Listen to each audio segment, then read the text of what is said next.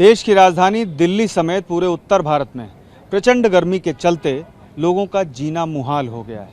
आखिर इसके पीछे क्या वजह हैं और क्यों लगातार भारत में, ख़ास तौर पर उत्तर भारत में जो तापमान है बढ़ रहा है और पूरी दुनिया का तापमान भी बढ़ रहा है। इस मुद्दे पर बातचीत करने के लिए हमारे साथ पर्यावरणविद गुंजन मिश्रा जी साथ में हैं। आपका बहुत बहुत स्वागत है गुंजन जी। पहला सवाल मेरा यही है कि आखिर क्यों दिल्ली और पूरे उत्तर भारत का तापमान बढ़ रहा है, और इसको आप अगर इस प्रोस्पेक्ट में देखें कि पूरी दुनिया के जो यूरोप हो गया या अमेरिका हो गया वहाँ भी लगातार तापमान बढ़ रहा है, तो इनमें कोई आपस में संबंध है या क्या वजह है? आज देखिए साहब, जहाँ तक तापमान बढ़ने वाली बात है तो जैसा कि वैज्ञानिक लोग बताते चले आ रहे हैं कि जलवायु परिवर्तन हो रहा है।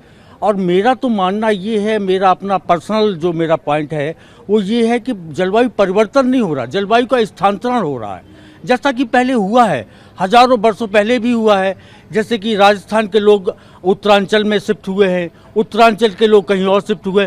तो ये जो जलवायु परिवर्तन न कह के इसको जलवायु स्थानांतरण कहा जाए तो बेहतर होगा।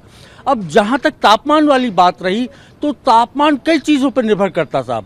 जैसा कि वैज्ञानिक लोग बता रहे हैं कि जो जलवायु परिवर्तन है या जो जलवायु स्थानांतरण है या जो तापमान ग्लोबल वार्मिंग हो रही है वो आपकी ग्रीन हाउस गैसों के कारण हो रही है। लेकिन इसका एक कारण ये हो सकता है कि ग्रीन हाउस गैसों के कारण ये जलवायु परिवर्तन हो रहा है या स्थानांतरण हो रहा है, लेकिन इसके साथ साथ और भी कई फैक्टर्स हैं। जैसे कि आप ये देखिए, धरती में जो खनिज हैं उनका दोहन, जैसे आपका कोयला हो गया, कोयला क्या करता है, तापमान को अवशोषित करता है, फिर धीरे धीरे वो वितरित करता है। तो कोयले को निकाल लेना, इसका मतलब आप क्या कर रहे हैं, अपने तापमान की तीव्रता को बढ़ा रहे हैं या तापमान बढ़ा रहे हैं धरती पर।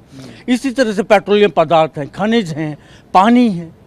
पानी आज देख लीजिए, अभी तो ये नई रिसर्च में आ गया कि भूमिगत जल भी गर्म होने लगा है। क्यों गर्म होने लगा, उसका एक सीधा सा उदाहरण है कि भाई अगर आपके पास एक 500 लीटर की टंकी है और एक 100 लीटर की टंकी है, तो स्वाभाविक सी बात है अगर दोनों टंकियां आप धूप में रखेंगे, सनलाइट में रखेंगे, तो 100 लीटर वाली जल्दी गर्म हो जाएगी, 500 लीटर वाली देर से गर्म होगी। तो यही कारण है कि धरती का हमने जो पानी था वो तो निकाल लिया, यानी भूजल दोहन ज़्यादा हो रहा है, इसकी वजह से उस पर भी असर पड़ रहा है, और चूंकि पृथ्वी का ताप बढ़ रहा है तो नीचे भी उस ताप का असर दिखाई दे रहा है। जी बिल्कुल। और क्या यही वजह है कि इसकी वजह से ही जो जल स्तर है वो लगातार नीचे जाता दिख रहा है? नहीं, जल स्तर तो इस वजह से जा रहा है कि जो आप दोहन कर रहे हैं, जो आप निकाल रहे हैं पानी धरती से, उसकी वजह से, और उतना रिचार्ज ना हो पाना। अगर रिचार्ज आप उसी संतुलन में करेंगे, अगर आप उसका संतुलन बना के चलेंगे तो फिर जल स्तर नीचे नहीं जाएगा। अच्छा। लेकिन अगर जल स्तर नीचे जा रहा है तो इसका मतलब आप अत्यधिक दोहन कर रहे हैं। अच्छा, ये जो तापमान है ये कितना अधिक जा सकता है? लोग मतलब एक अंदाज़ा लगाया जा रहा है कि ये 60 डिग्री सेल्सियस तक भी पहुंचेगा। देखिए साहब, 60 डिग्री सेल्सियस पहुंचने का मतलब ये हो गया कि इस धरती से जीवन समाप्त। अच्छा। हाँ, क्योंकि 50 तक बहुत मुश्किल है, 50 तक एक आदमी बियर कर जाए, इम्यून सिस्टम उसका फेस कर सके 50 डिग्री के तापमान को। और 60 डिग्री तो बहुत ज़्यादा हो गया। 60 डिग्री में, 50 में देखिए आप पशु पक्षी होते हैं, जो पक्षी होती है, छोटी छोटी चिड़िया होती हैं, ये नीचे गिरने लगती हैं, मरने लगती हैं बेचारी तापमान की वजह से। तो 60 डिग्री तो बहुत ज़्यादा हो गया। और 60 डिग्री का हो जाना, इसका मतलब ये हो गया कि बहुत ही ज़्यादा अत्यधिक हीट वेव का हो जाना। नहीं तो आप लोगों का जो आकलन है कि जिस तरह से जंगल कट रहे हैं और लगातार जो कार्यालयों में एसी बढ़ता चला जा रहा है और गर्म हवा बाहर फेंक करके अंदर का तापमान ठंडा किया जा रहा है, उसका असर अगर रहेगा लगातार तो तापमान में कितनी वृद्धि लगातार होगी? तापमान में वृद्धि जो होगी वो वृद्धि तो होगी, लेकिन जो धरती पर जीवन है वो समाप्त हो जाएगा। आप जो 60 डिग्री नहीं, मैं 60 डिग्री पर नहीं जा रहा हूँ, मैं आपका आकलन पूछ रहा हूँ, या अभी कोई नई रिसर्च आई हो कि अगले 10 सालों में या एक दशक में कितना तापमान बढ़ सकता है पृथ्वी का? ये 55 डिग्री तक जा सकता है। अच्छा। 55 डिग्री सेंटीग्रेड तक ये जा सकता है, लेकिन इससे ज़्यादा जाना फिर बहुत ज़्यादा मुश्किल हो जाएगा, धरती पर जीवन नहीं बचेगा फिर। अच्छा, इसके बचाव के क्या उपाय हैं अगर आप सुझाव? बचाव की सबसे ज़्यादा उपाय यही है कि हमें अपना जो खनन है, पेट्रोलियम पदार्थों को, कोयला का, पानी का, इसको रोक देना चाहिए। और अगर हम कर भी रहे हैं अपनी ज़रूरतों के हिसाब से, तो हमको जिस जगह पर हम कर रहे हैं खनन वगैरह मिनरल्स का, वहाँ की हमको कैरिंग कैपेसिटी निकालनी चाहिए। कि हमको ये मालूम होना चाहिए कि इस स्थान की परिवहन क्षमता क्या है, वहन क्षमता क्या है, पर्यावरणीय क्षमता क्या है, वो हमको मालूम होना चाहिए, उसके हिसाब से निकालना चाहिए। दूसरा, हमको प्राकृतिक खेती की तरफ बढ़ावा देना चाहिए, मानवीय खेती की तरफ बढ़ावा देना चाहिए, ताकि हम अपनी प्रकृति का संतुलन बना सकें। तीसरा ये है कि हमको सह-अस्तित्व, जो सह-अस्तित्व का सिद्धांत है, उसको लागू करवाना चाहिए। चौथा, हमको जो आर्थिक असमानता फैली हुई है, इसके लिए एक अध्यादेश लाने चाहिए। पांचवा, हमको प्राकृतिक वसीयत जो है वो, उसके लिए एक अध्यादेश लाना चाहिए कि प्रत्येक आदमी के पास एक प्राकृतिक वसीयत होना चाहिए। जैसे एक धन दौलत की वसीयत होती है, जैसे माँ बाप अपने बच्चों के लिए मकान, दुकान और पैसा की वसीयत करके जाते हैं, उसी तरह से एक प्राकृतिक वसीयत भी होना चाहिए।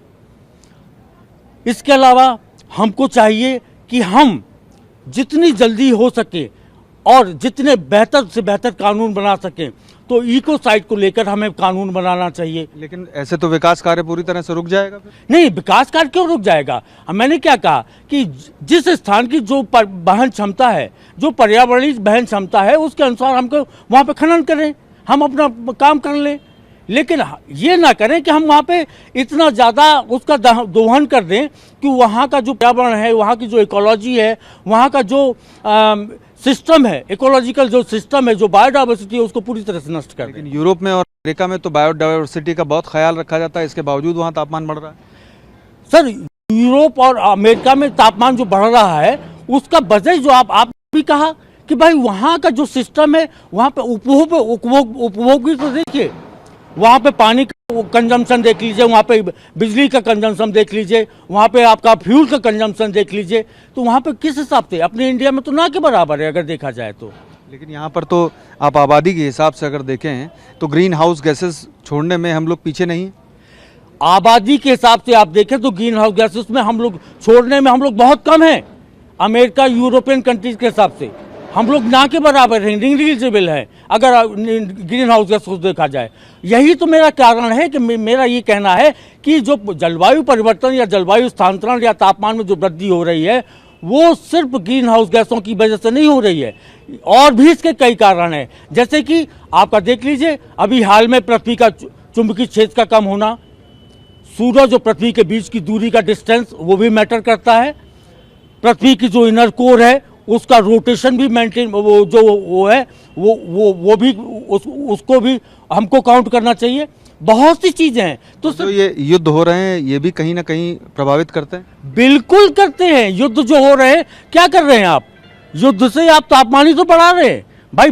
बारूद आप छोड़ रहे हैं, बारूद को आप जला रहे हैं, तो क्या करेंगे भाई? तापमान ही तो बढ़ा रहे हैं, और क्या कर पाएंगे आप उससे कोई अच्छा परिणाम थोड़ी मिल रहा है युद्ध से। अभी जो यूक्रेन और इनका रसिया वगैरह का युद्ध हुआ, इजराइल वगैरह का जो हो रहा है, फिलिस्तीन में जो हो रहा है, जो भी युद्ध हो रहे हैं, जो भी आपस में मारकाट मची हुई है, ये सब कारण ही है। अंतर्राष्ट्रीय स्तर पर क्या कदम उठाए जा रहे हैं, खासतौर पर पर्यावरण को बचाने के लिए, और जिस तरह से ये तापमान बढ़ रहा है उससे बचाव हो सके लोगों का, उसके लिए?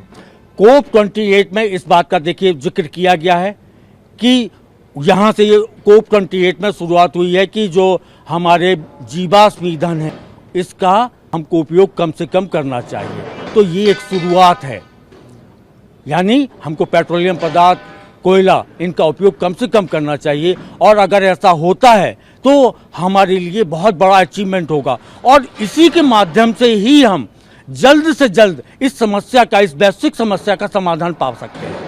अदरवाइज ये जो वैश्विक समस्या है कि ग्रीन हाउस गैसों को रोक लेंगे, कि बिजली हम कम खपत करेंगे या वाहन कम चलाएंगे, इससे इतनी जल्दी सॉल्व नहीं होने वाली है।